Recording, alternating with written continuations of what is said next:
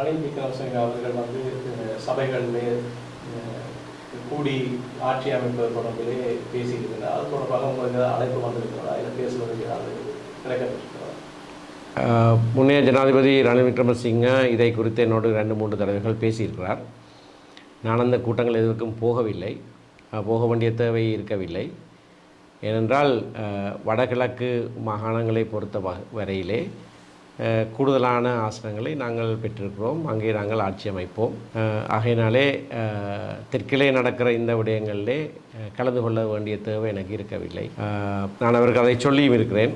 நாங்கள் ஒரு குறித்த கோட்பாட்டை முன்வைத்து அதன் அடிப்படையிலே நாங்கள் செயற்படுவோம். இது கட்சிக்குள்ளே தலைமைத்துவ போட்டி என்கிற சைதை வந்து ரணில் அவர்களை தலைவராக கொண்டு நடவடிக்கையாக பார்க்கப்படுவதாக அது உங்களது. அதை பற்றி எங்களுக்கு எந்த விதமான கருத்தும் கிடையாது. இது எங்களோட சம்பந்தப்பட்ட விஷயமே இல்லை.